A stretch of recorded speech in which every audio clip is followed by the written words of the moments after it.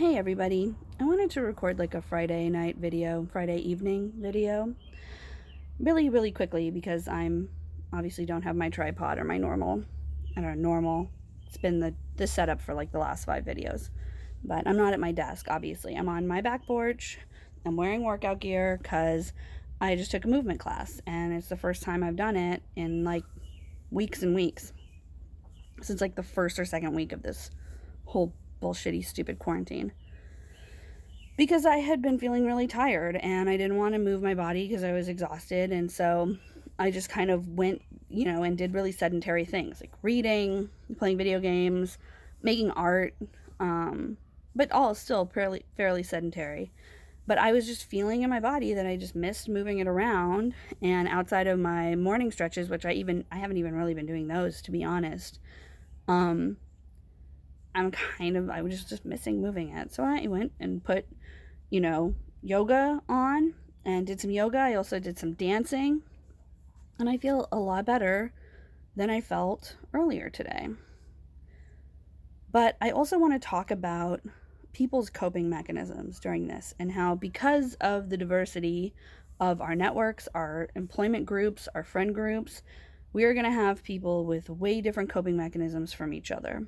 We are going to have people who have sedentary coping mechanisms. We're going to have people who have active coping mechanisms.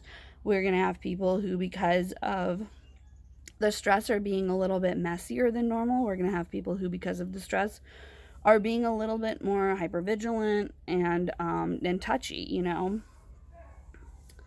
I totally bitched at my husband earlier because the kitchen wasn't cleaned the way I wanted it to be cleaned. I'm not proud of it. I don't think people should, even in a partnership, even in a marriage, I don't think people should tell each other what to do. I don't think people should police each other's behavior. And the truth of the matter is, if I want the kitchen to be cleaned a certain way, I have 2 hands and I am capable of cleaning it too, which is what I did. And then after, I apologized for being an asshole because I was a total asshole. But sort of like to tell that story I'm talking about, some of our coping mechanisms are healthy and or, good or good enough, basically. It's not gold star, but it'll do. Some of our coping mechanisms are not. My tendency to try and control people and control the situation and, wheedle people to make them like behave a certain way so that I feel comfortable at the end of the day is one I've been working on for years, and it still rears its other ugly head. I am a control freak. I love it when things are, you know, perfect, which is not an attainable goal. But I still have that in me, and it'll come out, especially when I'm stressed out, and it did today. And so for those of us who are thinking about, what are people wearing at home? Like that article I saw that this morning and it kind of bugged me.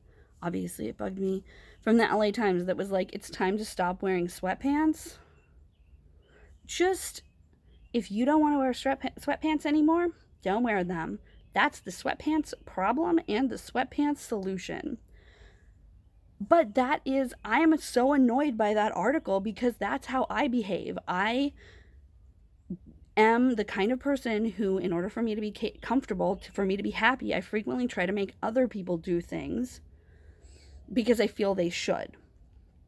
Or I try to get other people to take action to make me comfortable. That's bad economics. It's not a good use of my time. If I want something to happen that will make me comfortable, the truth is I have to make that happen for myself. And I've learned that over and over again, but it's just a good time to have a reminder. If you need something to happen to make you comfortable, you can make that happen for yourself.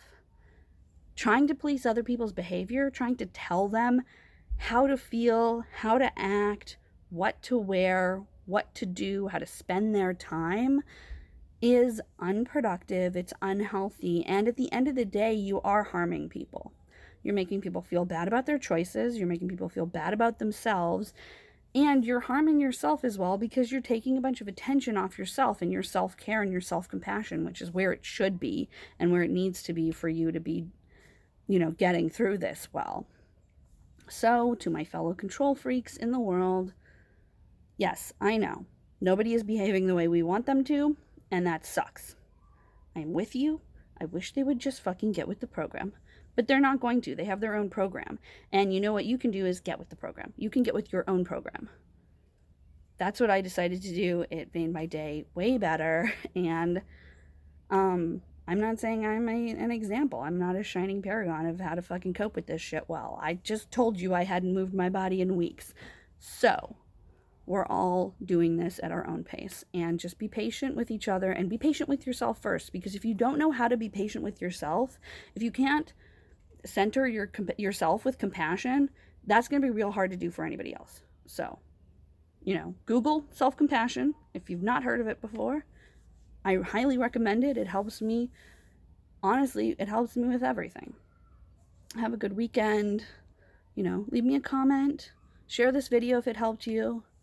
I was going to say see you guys on Monday. See you all on Monday. I don't mean just the guys. I want everyone to show up on Monday. Bye.